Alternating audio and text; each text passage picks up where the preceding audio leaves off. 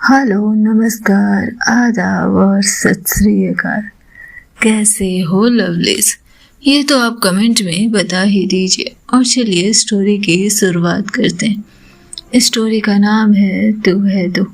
पिछले एपिसोड में हमने देखा कि माया का कॉल कट करने के बाद आयशा के मन की उधेड़ बुन जारी थी। अब आगे आयशा अपने ही विचारों में गो और उसने बस इतना ही कहा कि कुछ प्रेम कहानियां इंटरव्यू की आखिरी लाइन पर ख़त्म नहीं होती, बल्कि वहीं से शुरू होती है जहां हम प्रेम कहने से डर जाते हैं। शाम अपने नीले चादर में लिपट रही थी और दिल्ली की उस भीड़ में एक नाम फिर से उभरा था, माया सहगल। पर इस बार उसकी पहचान उस लहराती स्याही से नहीं थी जो अपने बरसों से कागजों पर उड़ेलती आई थी वो, बल्कि उस मौन से थी जो किसी टूटे हुए शब्द की तरह उसके चेहरे पर लहरा रहा था। 2 दिन बीत चुके थे। तीसरे दिन की सुबह कुछ अलग ही बेचैनी लेकर आई थी। आयशा जल्दीबाजी में जो कपड़े मिले उसे पहनकर ऑफिस के लिए निकली थी। आंखें बस एक ही चीज ढूंढ रही थी, आज उस छपी हुई तस्वीर, उसके शब्द जो उसने माया को ढालने में व्यतीत किए थे। वो कहानी आज किताब में आने वाली थी, वो कहानी जो अब महज उसकी नहीं थी बल्कि दुनिया के दीदार के लिए आने वाली थी।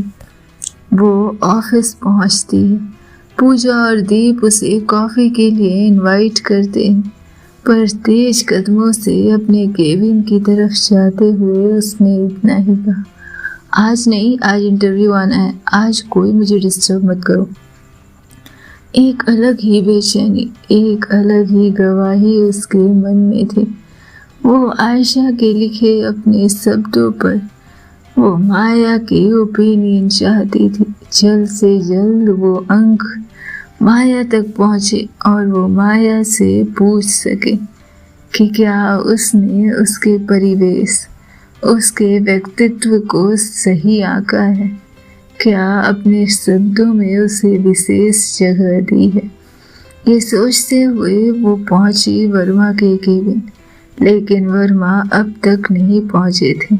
वो फिर से अपने केबिन की ओर जाती है, जैसे सबसे पूछ लिया था उसने आज का अंक कब आने वाला है, लेकिन अभी तक कोई जानकारी नहीं थी। पूरा मीडिया पब्लिकेशन अपने अपने कामों में लगा हुआ था। आखिर दुनिया के सामने बेनकाब होने वाली थी माया सहगल और शब्द आयशा के होने थे। और यही तो सबसे बड़ा सवाल था, आखिर किस तरह आकलन किया था आयशा ने माया सहगल का। आखिर क्या ही निकल कर आने वाले थे उस इंटरव्यू से।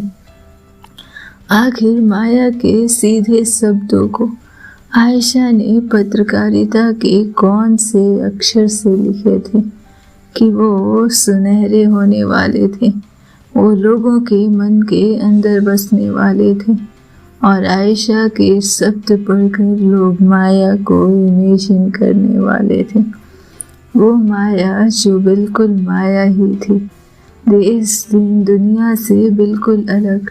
उस माया की छवि को आखिरकार आयशा ने किन शब्दों में उकेरा था। कांपते हाथों से अब वो फिर से वर्मा के केबिन पहुंचती है और वर्मा ने उसके अंदर आते ही कहा, नए अंक आ गए हैं, आप जाकर देख सकती हैं। वर्मा के चेहरे की खुशी कुछ अलग ही कहानी बयां कर रही थी, मानो आयशा ने तो अपने काम में कमाल ही कर दिया हो, मानो उसके पब्लिकेशन हाउस ने उस पत्थर को तोड़ दिया हो जो जाने कितनी नदियों का रास्ता रोके बैठी थी। और वो कांपते हाथों से मैगजीन सेल की तरफ जाते हुए नया अंक उठाती है, जिसके कवर पर माया की तस्वीर थी, माया सहगल की आयशा को तकती तस्वीर। या यूं कहें कि आयशा के कैमरे को तकती तस्वीर, माया के हंसते हुए सुबह से चुराई हुई तस्वीर। पर अब वो हंसी, वो आंखें, वो स्पर्श किसी और अर्थ में बांधे जाने वाले थे, दुनिया के अलग अलग ओपिनियन में सिमटने वाले थे। आयशा ने पन्ना पलटा और जैसे किसी ने उसकी धड़कनों को बांध दिया हो। इंटरव्यू के नाम पर जो छपा था वो नहीं था जो उसने लिखा था। ना वो शब्द थे, ना वो मौन, और ना ही वो दर्द जो माया ने उसके सामने उजागर किया था। बस कुछ पंक्तियां थी, थकी हुई, बेजान, जैसे किसी तलवार से तोड़ दी गई आत्मा की आवाज। कहते हैं आत्मा कभी नहीं मरती, लेकिन आयशा उस अंक को देखकर ये अनुमान लगा सकती थी कि माया की आत्मा को किसी ने खंजर से तहस नहस किया है। और सबसे अजीब थी उस माया सहगल की पहचान, जो चंद शब्दों में उकेरी गई थी। शब्दों की सबसे सशक्त हस्ती नकाब में कमजोर है। शीर्षक से ही जैसे एक नंगा सच चिल्ला उठा था, और नीचे एक अधूरी तस्वीर, माया की पीठ पर पड़े उस जख्म की तस्वीर जो उसने एक रात चुपचाप देखी थी। और माया ने बड़ी आस से उसे उसके संबंधित कुछ भी लिखने से मना किया था। आयशा की सांसें रुक गई थी। जाने अनजाने पूरी दुनिया के सामने आयशा ने क्या बेनकाब किया था माया को। कितना खूबसूरत ये रिश्ता निर्मित किया था उसने। माया सहगल को सबसे कमजोर, सबसे बेजान हालात में पेश किया था आखिरकार आयशा ने। ये नहीं था उस रात का सच, ये नहीं थी माया की कहानी, ये नहीं था वो विश्वास जो उसने मुझे दिया था। उसके होठ फड़फड़ाए पर कोई शब्द ही नहीं निकले। उसके सामने टेबल पे रखी कॉफी अब ठंडी हो चुकी थी, जैसे उसकी दुनिया भी वहीं दूसरी ओर। दोपहर की रोशनी अब हल्की बैंगनी हो रही थी। माया के बंगले में चाय नहीं, बस खामोश इंतजार पक रहा था। अपनी रसोई में कुछ बना रही थी, पर उसकी निगाहें हर 2 मिनट में माया पर जाती, जो लिविंग रूम की खिड़की के बाहर एकटक देख रही थी, मानो लंबे समय से किसी का इंतजार पुकार रही हो। दरवाजे की घंटी बजी। डाकिया था, हाथ में वही मैगजीन। अवनी ने मैगजीन ली और माया के पास लाकर रख दी। आ गया, उसने इतनी तीव्रता से कहा जैसे किसी बच्चे को उसका पसंदीदा खिलौना उपलब्ध कराया गया था। अरे अरे रिलैक्स, तुम्हारा इंटरव्यू ही है और तुम अपने बारे में जानती हो, फिर इतना एक्साइटमेंट। कुछ नहीं, तुम नहीं समझोगे। हम तो समझ रहे हैं। हम ये समझ रहे हैं कि शब्दों की महारानी माया सहगल आयशा की नजरों से अपने आप को पढ़ना चाहती है। क्या हम सही समझ रहे हैं मिस लेखिका? शट अप, तुम चाय बना रही थी ना, जाओ। और इतना कहकर माया धीरे से मैगजीन उठाती है, बिना कोई प्रतिक्रिया दिए। पहले पन्ने पर नजर गई और अपनी तस्वीर को देख मुस्कुरा उठी थी वो। आयशा ने कितनी गुजारिश की थी, कितने तरीके से बैठाने के बाद उसकी तस्वीर ली थी, और ये चीज याद आते ही मुस्कुराहट माया के होठों पर तैर गई थी। और फिर दूसरे पन्ने पर जैसे ही तीसरे पन्ने पर आती है, आंखें ठहर गई थी उसकी। वो तस्वीर, उसकी पीठ, वो जख्म जो बरसों से उसने छिपा कर रखा था, शायद खुद से भी, आज किसी सच के चीरहरण की तरह सबके सामने था। नकाब में आखिरकार सबसे कमजोर ही तो थी माया, लेकिन अब ये नकाब भी उतर चुके थे।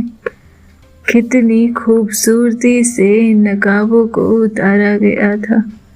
एक बार फिर से चीरहरण हुआ था, पर इस बार कपड़ों का नहीं, इस बार इज्जत का नहीं, इस बार आत्मा का चीरहरण हुआ था। इस बार क्रोध से नहीं, इस बार वेदना से पीड़ित होकर नहीं, इस बार प्रेम ने छल किया था। और कितनी आसानी से छली गई थी माया। माया की आंखें नहीं फड़की, न होठों ने कोई हरकत की, बस उसने वहीं बैठकर मैगजीन को कुछ सेकंड देखा और फिर एक तेज तीखी हंसी कमरे में गूंज उठी। अपनी चौकी नहीं, क्योंकि वो जानती थी कि माया की ये हंसी किसी खुशी की हंसी नहीं है। ये हंसी उस इंसान की थी जो फिर एक बार अपनी ही सच्चाई को बाजार की दीवारों पर टंगा हुआ देख रहा था।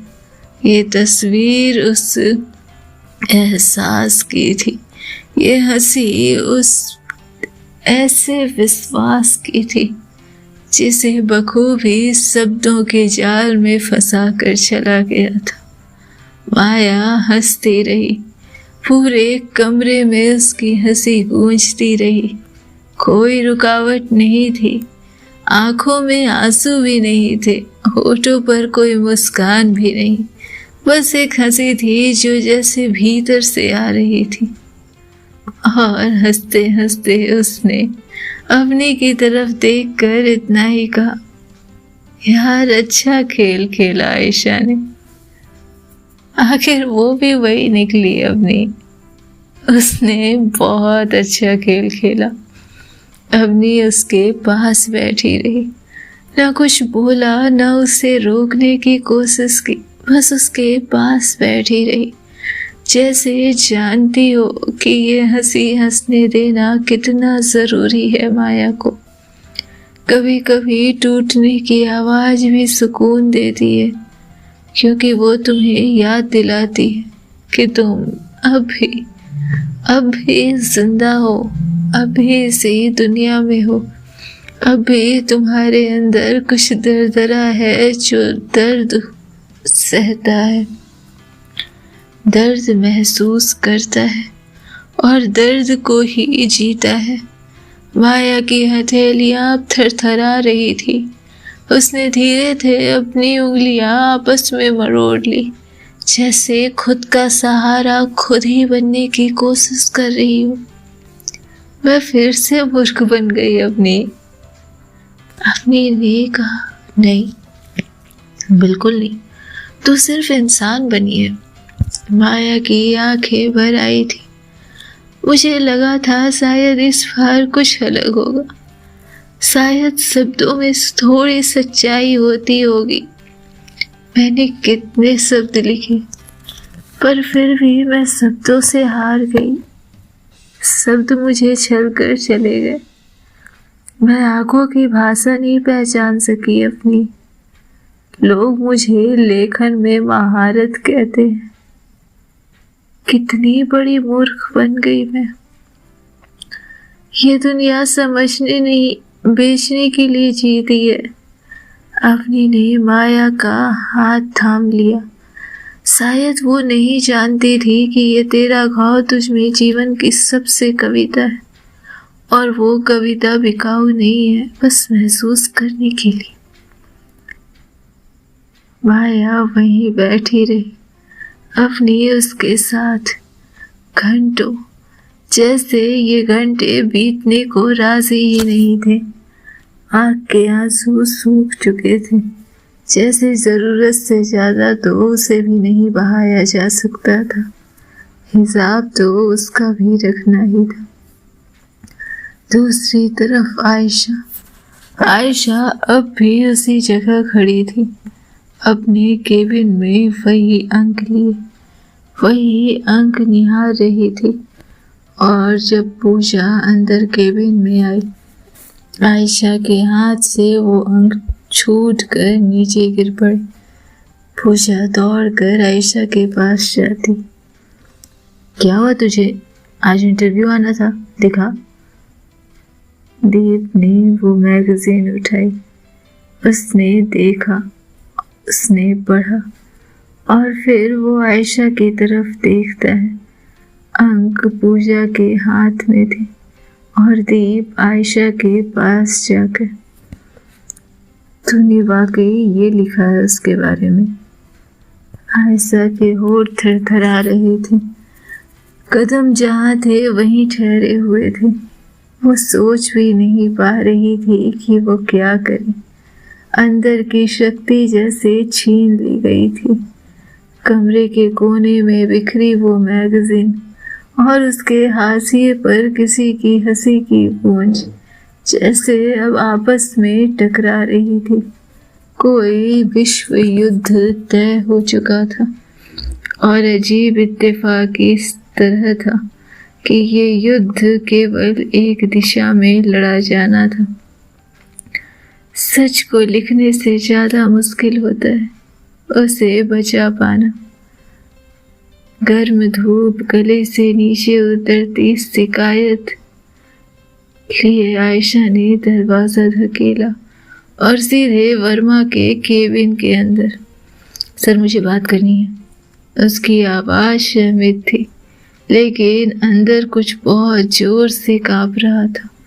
वर्मा मुस्कुराते हुए, वेल कॉन्ग्रेचुलेशन आयशा।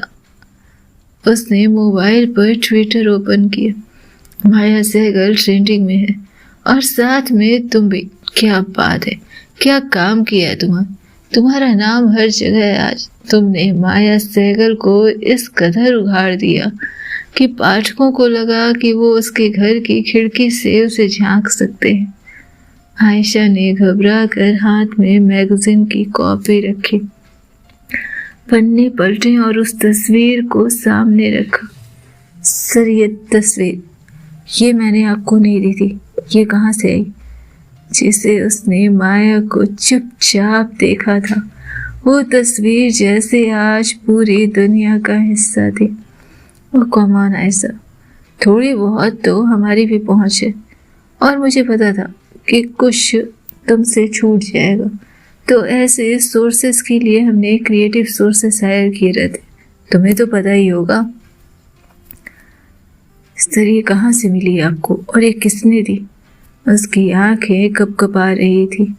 वर्मा ने कुर्सी पर आराम से पीठ टिकाई। आयशा, बताया तो क्रिएटिव सोर्स, और उसका नाम नहीं लिया जा सकता। और ये तो तुमने ही दी थी ना फोल्डर में। सर, वो सिर्फ रेफरेंस के लिए थी।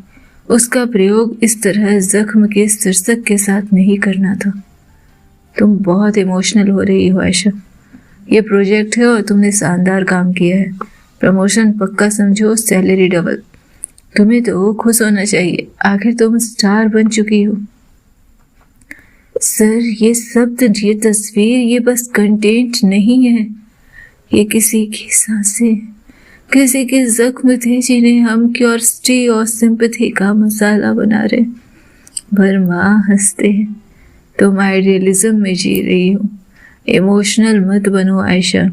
दुनिया रेटिंग से चलती है, असलियत से नहीं। पर सर, जब कहानी इंसान के भीतर से निकले और आप उसे बिना इजाजत, बिना भावना, सिर्फ ट्रेंडिंग के लिए छापते, तो वो पत्रकारिता नहीं, शोषण बन जाती है। तो तुम चाहती हो कि हम वो हिस्सा हटाएं, उसकी तस्वीर, उसके शब्द और तुम्हारे इंटरव्यू का भाव। हाँ, कम से कम माया से सार्वजनिक खेद जताएं। आप एक लेखक की पीड़ा को एक सौदे में बदल कर नहीं छाप सकते। तुम पागल हो गई Ayesha. Are you seriously out of your mind? Verma ने अब खुलकर ठहाका लगाया। इतनी बड़ी सक्सेस मिली है तुम्हें। तुम्हारी बाईलाइन देश की सबसे बड़ी वेबसाइट पर है। अब तुम वापस जाकर काम करो और हाँ, अपने सक्सेस का मजा लो। सर, मैं उस सक्सेस के साथ नहीं जी सकती जो किसी की चुप्पी को बाजार बना दे। माया ने कभी मुझे रोका नहीं, पर उसका ना बोलना इजाजत नहीं था। वो भरोसा था और आपने उसे तोड़ दिया। आपने मेरे काम को मरोड़ दिया सर। वर्मा अब चुप थे। आयशा का चेहरा सख्त था, लेकिन उसके भीतर कुछ पिघलता जा रहा था। उसने फाइल उठाई। ये तस्वीर रॉ नहीं थी सर, ये उसका अकेलापन था। उसकी इजाजत नहीं थी इसके इस्तेमाल की। हमसे ज्यादा कौन जानता है न्यूज बनाना आयशा। अगर सबकी इजाजत लेते रहे तो कहानी छपने से पहले मर जाएगी। ये कहानी ही तो नहीं थी सर, ये किसी की आत्मा थी, माया की जिंदगी थी, और तुमने उसे बेहतरीन तरीके से पेश किया है। वर्मा ने एक बार फिर अपनी बात रखी। भरोसा रखो अपने काम पर। भरोसा? मैंने उसे भरोसा दिया था सर, और आपने उस भरोसे को बाजार बना दिया। तुम बहुत भावुक हो रही हो। ये पत्रकारिता है, कन्फेशन बॉक्स नहीं। आपने उसकी तस्वीर, उसकी चुप्पी को हेडलाइन बना दिया इसे। आयशा की आवाज कांप रही थी। और वो चुप्पी ही बिकती है। तुम्हारे नाम है उस पे बाईलाइन में, स्टार हो तुम हो। क्या मैं पूछ सकती हूँ इस स्टार की कॉस्ट कितनी मिली है? Best enough to make your salary trouble, और तुम्हारा प्रमोशन भी फाइनल। मैं उस प्रमोशन के साथ नहीं जी सकती सर, जो किसी के नंगे जख्म को और भी गहरा कर खड़ा हो। तुम चाहती क्या हो? तस्वीर हटाई जाए, हेडलाइन बदली जाए, और फिर माया से सार्वजनिक तौर पर खेद व्यक्त किया जाए।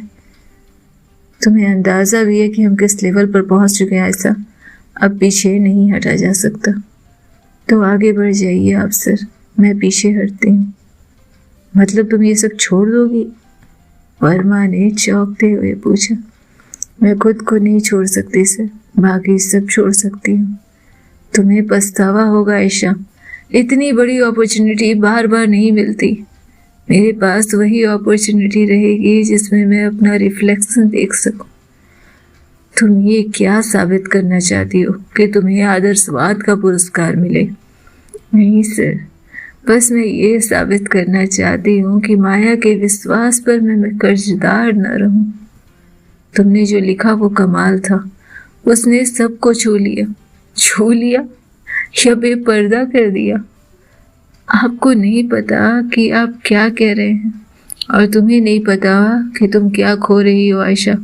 तुम मेरी बेस्ट एम्प्लॉय हो, इसलिए फिर से तुमसे कह रहा हूँ सर, कभी किसी की आंखों में अपनी वजह से आंसू आ जाए तो अपनी स्टोरी ही नहीं, उसकी चुप्पी हेडलाइन बन जाती है। इसका कोई फायदा नहीं होगा आयशा। तुम एक लेखिका से मिलके आई हो, इसलिए इमोशनल हो। समय लो और फिर सोचो। फायदा मैंने कभी गिना ही नहीं सर, वरना उस इंटरव्यू में माया के आंसू नहीं छापती। सिर्फ एक स्टोरी थी Ayesha. This is just a project. वो एक इंसान है सर, जिसका मन हमने छापा है। उसकी रूह नहीं मांगी थी आपने। एक लंबा साइलेंस, जैसे किसी युद्ध के बाद की राख और शांति। आयशा स्लो मोशन, जैसे कुछ हो ही ना रहा हो उसके जीवन।